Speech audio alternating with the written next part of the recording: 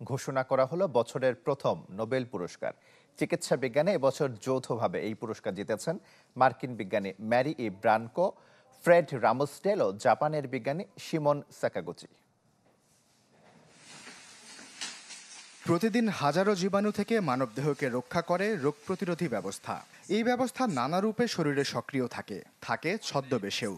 কিন্তু জীবাণুর বিরুদ্ধে লড়াই করলেও মানবদেহকে কেন আক্রমণ করে না? কিভাবে বোঝে কাকে আক্রমণ করতে হবে, আর কখনই বা ঢাল তলোয়ার হাতে দাঁড়াতে হবে শত্রু জীবাণুর সামনে? এ নিয়েই গবেষণা ও ফলাফল হাজির করে চিকিৎসা শাস্ত্রে এবছরের নোবেল পুরস্কার পেলেন 3 বিজ্ঞানী।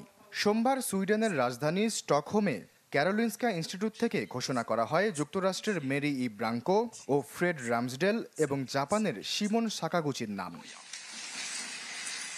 নোবেল কমিটি জানায়, রোগ প্রতিরোধ নিয়ে এই 3 বিজ্ঞানীর গবেষণার ফলাফল চিকিৎসা বিজ্ঞানে নতুন এক ক্ষেত্রের সূচনা করেছে। এর মাধ্যমে ক্যান্সার চিকিৎসা ও স্বপ্রতিরোধী রোগের গবেষণায় গুরুত্বপূর্ণ ভাবনার খোরাক দেবে। তাদের আবিষ্কার আমাদের বুঝতে সাহায্য করেছে কেন আমরা সবাই অটো ইমিউন রোগে আক্রান্ত হই না। এই গবেষণা আমাদের দেখিয়েছে কিভাবে দেশের ইমিউন সিস্টেম নিয়ন্ত্রণে থাকে, যাতে অগণিত জীবাণুর সঙ্গে লড়তে পারি নিজের শরীরের ক্ষতি না করে। 1995 সালে জাপানের ইমিউনোলজিস্ট শিমন সাকাগুচির প্রথম আবিষ্কার করেন এ ধরনের নতুন টি সেল, যা শরীরের নিয়ন্ত্রক কোষ হিসেবে কাজ করে এবং রোগ প্রতিরোধের অতিরিক্ত প্রতিক্রিয়া ঠেকিয়ে রাখে। 2000 সালের পর মার্কিন গবেষক মেরি ব্রানকো ও ফ্রেড রামসডেল সাকাগুচির সেই আবিষ্কারকে আরও এগিয়ে নেন।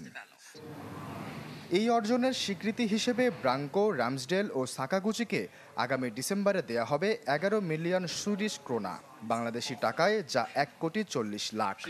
এছাড়া তাদের দেয়া হবে একটি স্বর্ণপদক, যা আনুষ্ঠানিকভাবে হস্তান্তর করবেন সুইডেনের রাজা।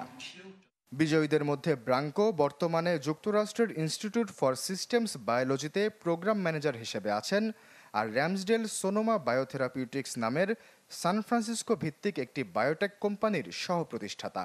অপরদিকে সাকাগুচি জাপানের ওসাকা বিশ্ববিদ্যালয়ের অধ্যাপক হিসেবে দায়িত্ব পালন করছেন। আশ্বাস চৌধুরী, চ্যানেল 24।